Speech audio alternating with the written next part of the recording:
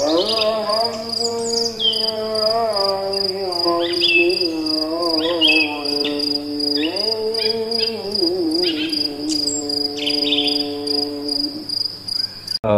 coba ya? Saya coba gambarkan bagaimana tubuh kita itu. Jadi baik, kalau saya sering ditanya, kapankah waktu makan terbaik? Kapan waktu makan terbaik? Maka jawabannya kapan? Saat mata kita melihat matahari dan sebelum matahari itu tenggelam.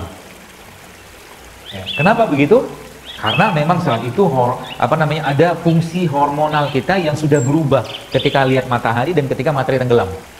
Siang hari kayak begini, ya, teman sekalian, maka tubuh kita itu yang bekerja lebih dominan adalah saraf simpatik. Simpatik itu bikin jantung lebih kencang, alert segala macam gitu-gitulah.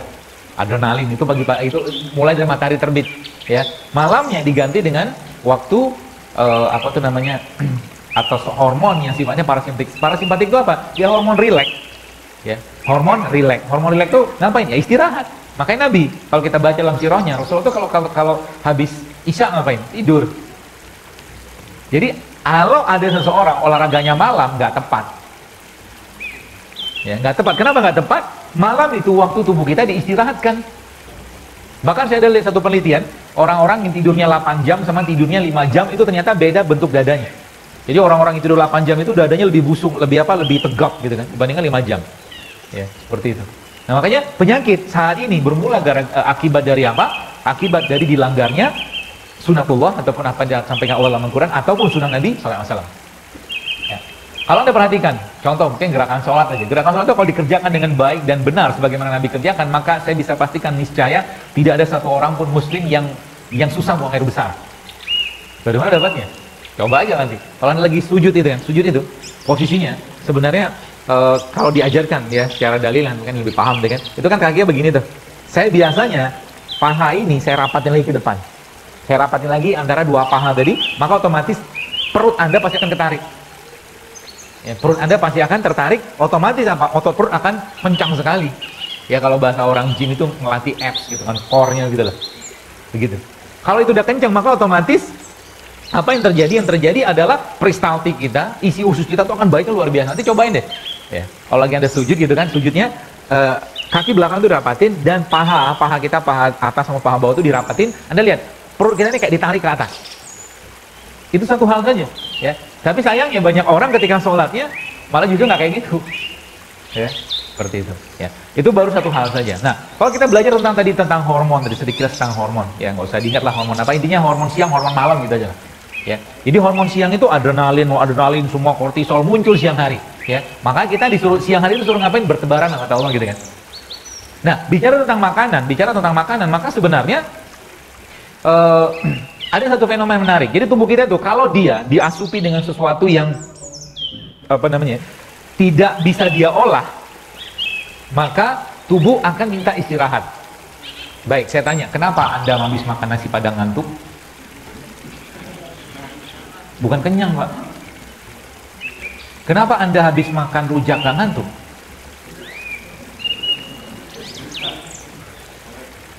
Ya. Jadi sebenarnya ceritanya itu adalah tubuh kita nih, kalau kita mengasup sesuatu yang tubuh nggak bisa ngolah itu, maka tubuh minta rehat kayak orang tidur tuh. Makanya tidur malam itu ibarat kata cleaning service-nya kita. Office boy-nya kita tuh malam hari itu kerja. Ya, mati lampu, maka jadi tidur terbaik itu seperti apa? Seperti sampaikan Nabi, mati lampu. Kenapa? Saat itu kita nggak butuh cahaya, sebab ada melatonin di sini yang keluar. Saat itu melatonin, serotonin, hormon-hormon rileks gitu kan. Dia fungsinya ngapain? Dia memperbaiki enzim, dia memperbaiki hormon, semua diresetting ulang di malam hari. Itu kata kuncinya. Artinya, kalau seandainya ada orang habis makan kok tiba-tiba ngantuk, sedangkan logikanya gini bos kan. Ada pikiran sederhana aja. Kita lagi lemes, nggak ada tenaga, butuh protein, butuh karbo, butuh lemak segala macam. Terus kita minum, harusnya kan berenergi. Jadi bersemangat, jadi ada tenaga. Sekarang kok tiba-tiba justru malah tidak bertenaga. Kenapa? Karena yang dimakan nggak bisa diolah sama badan. Paham ya? Yang dimakan nggak bisa diolah sama yang ada pada badan. Kenapa? Badannya sudah miskin. Miskin dengan apa? Miskin dengan enzim, miskin dengan nutrisi, miskin dengan mineral yang bisa digunakan untuk ngolah itu tadi. Sehingga apa? Sehingga apa akibatnya? Sudah rehat aja dulu. Rehatnya gimana? Tidur. Paham ya? Makanya dalam Al-Quran Allah sampaikan, makan itu yang terbaik. Makan buah itu kapan terbaiknya? Sebelum makan. Kenapa? Dia enzim. Fungsinya ngapain? Cerna makanan. Ya mencerna apa yang kita makan. Kalau kita baca dalam surat Al-Baqarah itu ujung-ujungnya apa? Ujung-ujungnya kalau Anda mengubah, katakanlah memperbaiki pola kesehatan tubuh kita, maka sebenarnya isi piring kita itu ada tiga porsi. Porsi pertama, 4/6-nya itu isinya sayur sama buah. Oh, isinya pertamanya. Isi keduanya, sepertiganya adalah biji-bijian. Ya. Isi yang terakhir, baru kita masuk ke protein hewan, atau protein nabati, atau protein secara umum. Ya. Isi piring diubah. Ya, makanya banyak ya ibu-ibu, bapak-bapak yang sempat saya balas DM mereka di IG itu, yang saya ngobatin penyakit mereka? Enggak, saya cuma ngobatin atau saya perbaiki isi piring mereka aja. Ya. Tapi kata kuncinya apa? Kata kuncinya kalau Anda atau kita mau cerita hidup sehat, khususnya Ramadan. Kenapa Ramadan Indonesia sibuk banget atau mungkin tinggi inflasinya? Ada yang tahu? Ya karena kita ribet banget dengan urusan makanan. Buka pakai apa, sahur pakai apa, segala macam gitu kan. Sayangnya Quran tidak khatam-khatam. Makanya para sahabat itu kalau kita lihat mereka bahagia banget dengan Ramadan. Kenapa? Gak pusing lagi mikir makanan. Dan kalau kita bicara tentang siang tadi, waktu terbaik makan itu adalah siang hari. Maka sebenarnya Allah uji kita dengan cara apa? Dikasih waktu untuk detox sekaligus untuk memenuhi kewajiban kita membersihkan badan kita. Waktu yang tadinya kita disuruh makan, di stop sama Allah, jangan makan dulu. Gitu kan? Makanya kita nih bos sekalian, kalau boleh saya katakan, ibarat kata gini lah. Sebuah pabrik, sebelah mungkin Toyota di Jepang misalkan gitulah, atau Hyundai Korea gitu kan, ketika dia bikin mobil, pasti ngasih spare partnya. Pasti bikin spare partnya, pasti bikin toolsnya, pasti bikin order dealnya gitu lah. Dan dia kasih satu buku namanya apa? Manual, user manual. Manusia juga sama. Manusia ada user manual kita mah di Al-Quran. Patuhi itu. Toolsnya dari mana, atau software dari mana, atau mungkin spare part dari mana, dari semua yang Allah tumbuhkan di atas tanahnya. Saya baru baca buku, ada buku lagi yang saya baca judulnya How Not to Die. How Not to Die, bagaimana cara untuk tidak mati. Yang ngarang seorang dokter, dia situ ketawa, saya baca buku itu ketawa sendirian. Dia tulis How Not to Die from heart disease, bagaimana jangan sampai mati, tanda kutip bahasa dia karena dari serangan jantung segala macam, ditulis banyak. Dan salah satu yang saya sampaikan situ apa? Ternyata dia bikin penelitian sendiri, orang-orang yang makan Brazil nut itu ada kacang gitu, kacang Brazil lah gitu kan, itu ternyata kolesterol dia turun, Bapak. Hanya makan berapa banyak? Hanya makan segenggaman Brazil nut setiap hari. Ya, jadi saya katakan tadi kan ada biji-bijian kan. Nah makanya kalau kita ngerti konsep ini, maka Ramadan ini akan jadi bulan enzim, bulan sayur, bulan buah. Tapi syaratnya apa? Syaratnya Anda harus stop dulu apa yang membuat kita banyak masalah selama 11 hari atau 11 bulan kemarin. Ya, kita harus stop dulu itu.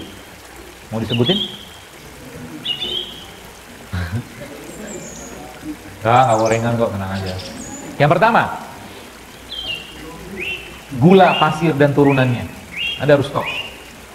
Benar-benar stop sama Ramadan. Sebab apa? Beberapa ahli malah mengatakan sugar is poison. Gula pasir. Pertama itu. Yang kedua apa? Tepung dan turunannya. Bukan gorengan. Ya, tenang aja, bukan gorengan. Yang ketiga, nasi putih. Dan ya nasi putih. Saya akan coba apa tuh namanya? Yang keempat, minyak goreng dan turunannya. Yang kelima, dairy product, produk berbasiskan susu. 5 hal tadi kalau Anda stop selama Ramadan, stop ya.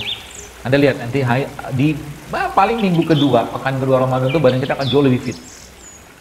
Itunya. Jadi ada satu proverbnya orang Barat yang katakan, if you want to cure someone, ask them to stop what make them sick. Kalau Anda mau mengobati seseorang, suruh mereka stop dulu apa yang membuat mereka sakit. Gitu. Ya. Sehingga apa? Sehingga nanti Ramadan tubuh kita akan benar-benar terasup dengan bahan-bahan yang memang seharusnya masuk. Saya kasih ilustrasi gini aja lah. Sebulan ada orang punya mobil mewah, mobil sport car gitu lah, sport car gitu kan, harganya miliaran.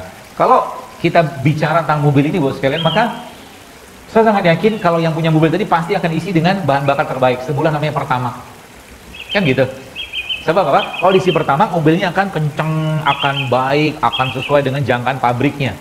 Pertanyaannya, ya, kalau mungkin saya kembalikan sebuah pertanyaan kepada Anda, dan kalau Anda jawab, saya pun sudah tahu jawabannya. Mobil yang miliaran tadi kalau dibandingkan dengan badan kita, mahalan mana? Maka semua akan menjawab, mahalan badan saya dong, kan gitu. Tapi kalau saya balik tanya lagi dengan sebuah pertanyaan, bahan bakar apa yang sering kita masukkan dalam tubuh kita? Maka tolong jawab. Yang pertama, premium. Yang kedua, pertama atau oplosan.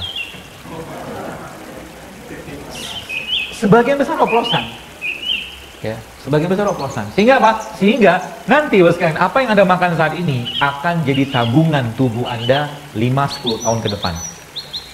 Dan apa yang, jadi kalau Anda lihat, ini misalkan sebulan mungkin tubuh kita tuh bukan kayak mesin sosis, nggak bisa gitu. Contoh gini ya, sebulan saya mau bikin sosis ayam, saya ambil tepung, bla bla segala macam, saya masukkan mesin sosis, jadilah sosis ayam. Tubuh kita nggak gitu, nggak bisa gitu dia. Anda makan satu kurma saja, itu efeknya tuh luar biasa.